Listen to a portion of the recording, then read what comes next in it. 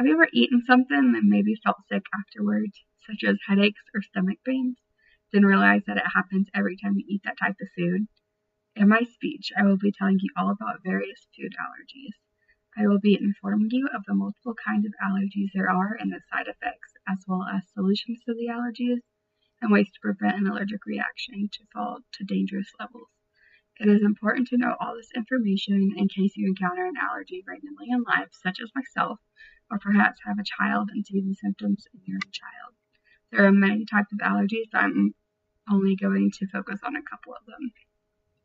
The first allergy I'm going to focus on is dairy allergies. The definition of a dairy allergy is an abnormal immune system response to milk and milk products. Dairy allergies are the most common food allergy that there is. You can also look at the ingredients on any type of food that you're eating, and it will always tell you if it contains dairy or not. Types of food you should stay away from if you have a dairy allergy are milk, including condensed milk, cheese, ice cream, and certain kinds of chocolate, sour cream, and yogurt. Some good food you can eat if you have a dairy allergy are meats, Oreos, box brownies, and peanut butter. If you have a dairy allergy, you should pay attention to symptoms such as upset stomach, diarrhea, vomiting, and hives. For milk allergies, as well as the other two allergies I will be talking about during this speech, you can go to an allergist and get tested. Ways to avoid a dairy allergy is to simply stay away from anything containing dairy, or there can be long-term effects if you continue to eat and drink dairy with an allergy, as well as being extremely sick. You can also get extremely sick from a peanut allergy, which brings me to my next allergy. Types of food that you need to stay away from is obviously peanuts, peanut butter, pieces, peanut oil, and many other types of foods. Just like a dairy allergy, we'll say whether it contains nuts or not. A lot of people can outgrow most allergies, but peanut allergies are almost always lifelong for people.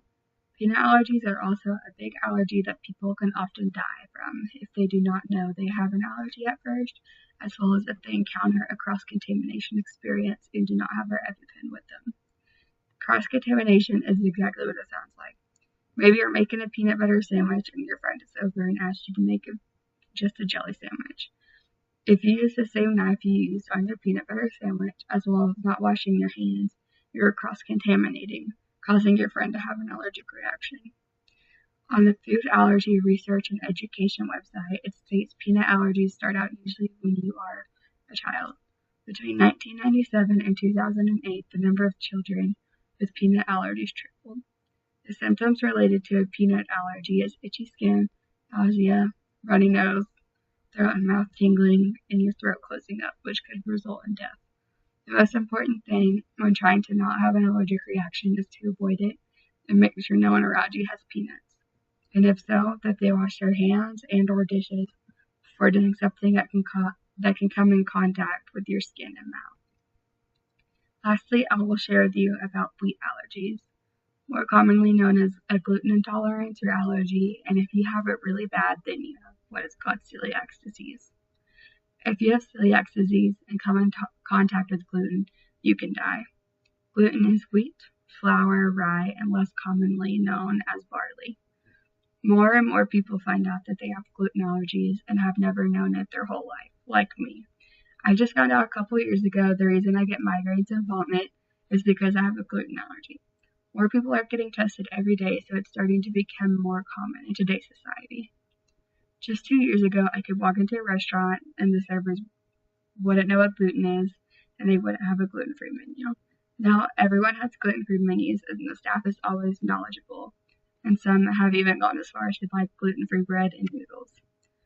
Gluten is in almost everything, and you don't even realize it. Some things that contain gluten is noodles, bread, flour tortillas, seasonings, Pringles, cereal, goldfish, crackers, and are even in most hair products and most makeup products. And as I learned from the American College of Allergy, Asthma, and Immunology website, you're surprised if they can't even play with Play-Doh. The most common symptoms of a wheat allergy is rashes, migraines, vomiting, diarrhea, stomach cramps, runny nose, sneezing, and asthma. One thing I personally found extremely interesting is that when I have an allergic reaction from cross-contamination, Benadryl gets rid of my migraines. It's an allergy medicine, but of course it's more known for like hives, ant bites, and pollen outside. Who would have ever thought that it would help get rid of a food allergy? Gluten can cause many problems in the future that you would never expect from a reconstructive eye surgery to colon cancer and many other cancers. Also, it can cause extreme weight gain because it is extremely dangerous for your intestines. As I have said, for all the allergies above, you need to go get tested for a gluten allergy from a specialist. It is important to actually eat a little bit of bread before you go, because if you don't, it can come out as a false negative, which can turn out really, really bad. Now that I have taught you all about dairy, peanuts, and wheat allergies, think about it. Do you have any of these symptoms? Stomach pains, hives or rash, migraines, vomiting, and diarrhea. If you think you do, start by taking one of these out of your diet for a week and see if there is a change. If not, choose another one to take out of your diet. Or you can go see a specialist to be tested for these allergies because in the end, they can all be fatal. I hope you learned a lot about these allergies and have a good day.